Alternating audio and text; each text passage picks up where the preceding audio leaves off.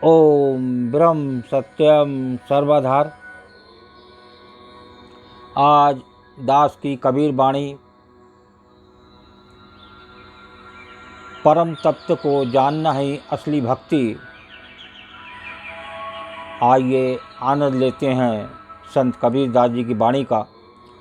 समझा समझा एक है, अनसमझे सो मौन।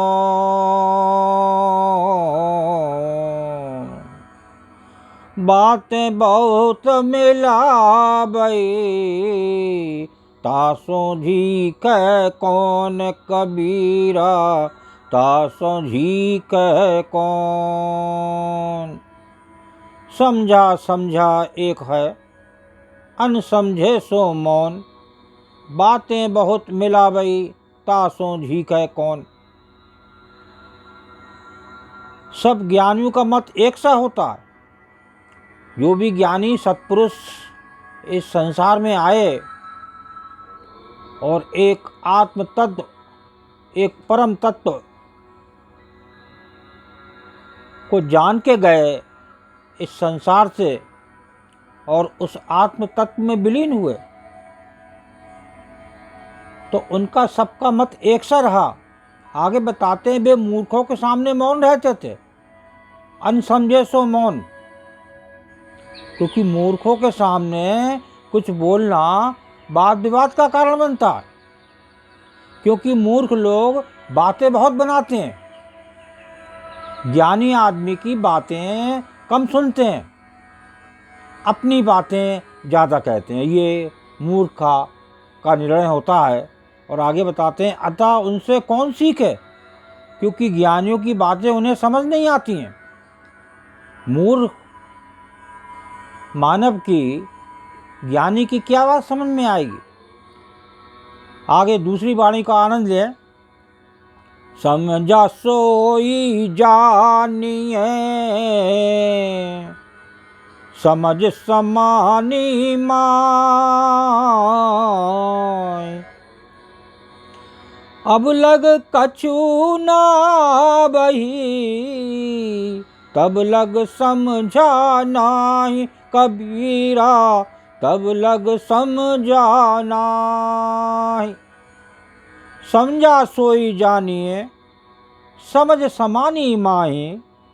जब लग कछु न आवही, तब लग समझा नाही।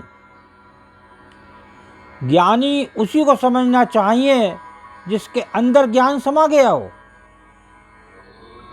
समझा साही जानिए, समझ समानी माई। जो ज्ञानी होता है वो उसी को समझो जो अंदर का ज्ञान समा गया हो, उस आत्म तत्व को जान गया हो, उस आत्म तत्व में विलीन हो गया हो। जब तक ज्ञान प्राप्त नहीं किया तब तक उसे ज्ञानी नहीं समझना चाहिए।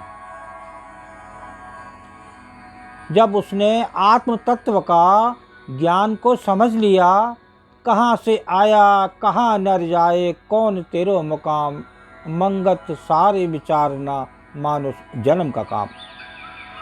तो जिस कारण ये मानव संसार में आया, अगर उसी को नहीं जाना तो उसका ये अनमोल चोला बेकार हो गया, अनमोल जीवन बेकार हो गया। आगे वाणी का आनंद लेते हैं। कोटि सयाने पचे मुए, कोटि सयाने पचे मुए, कतह विचार लो। कोटि सयाने पचे मुए, कतह विचार लो। और समझा घट तब जानिए, रहित विचार जू होय कबीरा, रहित विचार जू होय। कोट सयाने पचमुए, कथय विचारे लोय। समझा घट तब जानिए, रहित विचार जू होय। तो इस वाणी के माध्यम से बता रहे हैं कबीरदास जी, अनेक सयाने कथन करते और विचारते मर मिटे। कितने सयाने आए इस संसार में और कथन करते हुए विचरते हुए मर मिटे, पर कुछ समझ नहीं पाए। समझदार भक्त तो तभी कहलाता है जब ग्रंथ विचार छोड़कर आत्म तत्व का विचारा हो। सब कुछ छोड़ के जो खास चीज है पर आत्म तत्व, उसको विचारना है। अगर वो नहीं विचारा तो कुछ नहीं विचारा और ना वो ज्ञानी हुआ। तो अब बहुत ही सुंदर अद्भुत कबीर वाणी लास्ट दोहे को श्रवण करते हैं, लास्ट वाणी का आनंद लेते हैं। भारी कहूँ तो बहु डरूं, भारी कहूँ तो बहु डरूं, हज का कहूँ तो झीठ। मैं क्या जानूं राम को, नैना कछु न दीठ। कबीरा नैना कछु न दीठ। भारी कहूँ तो बहु डरूं, हज का कहूँ तो झीठ। मैं क्या जानूं राम को, नैना कछु न दीठ। तो बता रहे हैं कि उस परम तत्व को ना भारी कहा जाना और ना हल्का। उस परम तत्व को ना भारी कहा जाता है न हल्का, क्योंकि मैं उस राम को क्या जानूं जो नेत्रों से दिखाई नहीं देता। मैं क्या जानूं राम को, नैना कछु न दीठ। अब वो राम नैनों से तो दिख नहीं रहे हैं, तो मैं उन्हें क्या जानूं।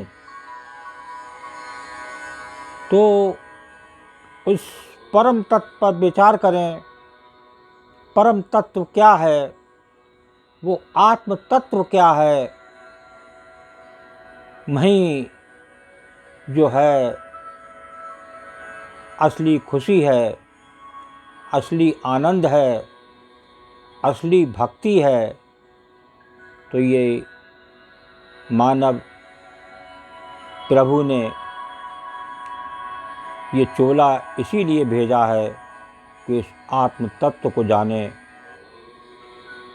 जब तक आत्म तत्व नहीं जाना तो वो मानव इस जीवन से उसका बेकार है, उसका आना सफल नहीं हुआ जब तक उस आत्म तत्व को नहीं जाना। ओम ब्रह्म सत्यम सर्वधार दास का अगर ये चैनल अच्छा लगा हो तो इसे सब्सक्राइब करें, लाइक करें और ज़्यादा से ज़्यादा शेयर करें। ओम ब्रह्म सत्यम सर्वधार।